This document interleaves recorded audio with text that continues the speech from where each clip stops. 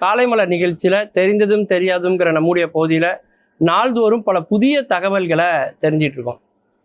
அந்த வகையில் நாம் தெரிஞ்சுக்க போகிறது தியனன்மென் சதுக்கம். சீனாவில் உள்ள மிக முக்கியமான ஒரு இடம்தான் இந்த தியனன்மென் சதுக்கம். அதாவது இந்த வார்த்தைக்கு என்ன அர்த்தம் அப்படின்னா அமைதியின் வாயில் அப்படின்னு அதுக்கு அர்த்தம். இந்த இடம் எங்கே இருக்குது அப்படின்னு பார்த்தீங்கன்னா சீன மக்கள் குடியரசினுடைய தலைநகராக இருக்கக்கூடிய பெய்ஜிங்கில் தான் இது இருக்குது. இந்த சதுக்கம் வந்து பார்த்தீங்கன்னா 1000 ஏக்கர் பரப்பளவு. இங்கே சீன மக்களினுடைய நாயகர்கள் இருப்பாங்க இல்லையா, அவர்களுக்கு ஆங்காங்கே இங்கே சிலைகள் வைக்கப்பட்டிருக்கிறது. சீன குடியரசு மக்கள் அமர்வதற்கு ஏற்ற ஒரு பெரிய மகா மண்டபம் அங்கே இருக்கு. சீனாவினுடைய கலாச்சாரத்தை பண்பாட்டை தெரிந்து கொள்கிற வகையில் மிக தொன்மையான மிக பெரிய ஒரு அருங்காட்சியகமும் இங்கே தான் இருக்கு. இது எல்லாத்துக்கும் மேலே அந்த சீன குடியரசு கட்சியை துவக்கி வைத்த மாவோ என்று சொல்லக்கூடிய அவருடைய கல்லறையும் அங்கே தான் இருக்கு. அப்படி ஒரு வரலாற்று சிறப்புமிக்க ஒரு இடம் இந்த இடம். 1989 உலகத்தில் எதிர்கட்சியே இல்லாத ஒரு நாடு வந்து சீனா. அங்கே யாரும் எதிர்க்கவே முடியாது. ஆளுங்கட்சி யாரோ அவங்க தான் எதிர்கட்சி, அவங்க தான் ஆளுங்கட்சி, எல்லாமே அவங்க தான்.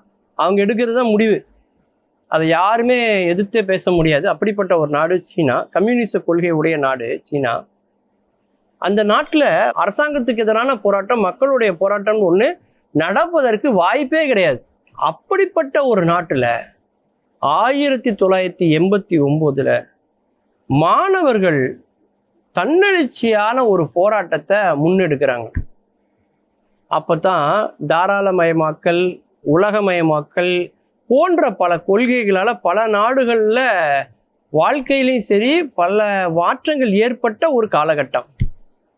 நம்ம ஊர் பொருட்களை எங்கேனாலும் விற்கலாம், வெளிநாட்டில் யார் வேணாலும் இங்கே வந்து தொழில் பண்ணலாம் அப்படின்னு சந்தைகள் எல்லாம் எல்லா நாட்டினுடைய எல்லைகளையும் தாண்டி திறந்து விட்ட காலகட்டத்தில் முதலாளித்துவ சிந்தனை அதிகமாக ஓங்கி தொழிலாளர்கள் பலர் பாதிக்கப்பட்டு பலருக்கு வேலையின்மை போன்ற சூழ்நிலைகளை ஏற்பட்ட ஒரு சூழலில் இளைஞர்கள், அதிலும் குறிப்பாக மாணவர்கள், கல்லூரி மாணவர்கள், பள்ளி மாணவர்கள் எல்லோருமே ஒன்று திரண்டு ஒரு மாபெரும் போராட்டத்தை நடத்துவதற்கு அவங்க தேர்வு செய்த இடம்தான் இந்த தியனன்மென் சதுக்கம்.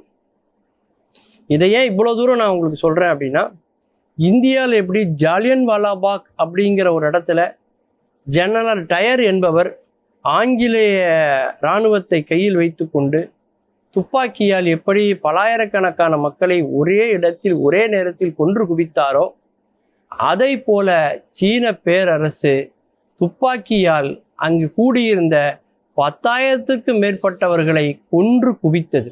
அப்பேற்பட்ட ஒரு துயரகரமான சம்பவம் வரலாற்றினுடைய கருப்பு பக்கத்தில் இடம்பெற்ற ஒரு இடம் அப்படின்னா அது இந்த தியனன்மென் சதுக்கம் அப்படின்னு சொல்லலாம். அது மட்டும் இல்லை, இன்னைக்கு எப்படி நம்ம கேட்வே ஆஃப் இந்தியா அப்படின்னு நம்ம சொல்கிறோமோ அது மாதிரி சீனாவினுடைய நுழைவாயில் என்று வர்ணிக்கிற அளவுக்கு இன்றைக்கு அது ஒரு பெரிய வளர்ச்சியை பெற்றிருக்கிறது. மன்னர் தவிர மற்ற நேரத்தில் யாரும் அந்த பக்கம் போக முடியாது. முக்கியமான வயல்கள் எல்லாம் எப்பொழுதுமே வந்து அடைக்கப்பட்டே இருக்கும். அதனுடைய தெற்கு முனை, வடக்கு முனை அந்த பகுதிகளெலாம் பார்த்தீங்கன்னா மிகப்பெரிய வியாபார சந்தைகளாக இன்றைக்கு வந்து அது வந்து உரு பெற்று இருக்கிறது. சீனாவில் இப்படி ஒரு இடம் இருக்குது அப்படிங்கிறதே உலகத்தின் பார்வைக்கு 1989க்கு பிறகு தான் வந்து தெரியுமே. அப்படி நகரினுடைய மையப்பகுதியில் இருக்கக்கூடிய மிக முக்கியமான ஒரு சதுக்கமாக இருப்பது இந்த தியனன்மென் சதுக்கம் அப்படின்னு சொல்கிறாங்க. சீனா அப்படின்னாலே நம்ம எல்லாருக்குமே வந்து ஒரு சில படங்கள் வந்து காட்டப்படும். ஒவ்வொரு நாட்டுக்கும் ஒரு சில அடையாளங்கள் இருக்கும் இல்லையா. இந்தியானா தாஜ்மஹால், தமிழ்நாடுனா திருவள்ளுவர் சிலை அப்படிங்கிற மாதிரி சீனா அப்படின்னோடனே நமக்கு முதல்ல காட்டப்படக்கூடிய படம் வந்து இந்த தியனன்மென் சதுக்கம் தான். அப்பேற்பட்ட வரலாற்று சிறப்பு மிக்க ஒரு இடம். மீண்டும் பல புதிய தகவல்களோடு, அதில் அறியப்படாத பக்கங்களோடு உங்களை சந்திக்கிறேன். நன்றி, வணக்கம்.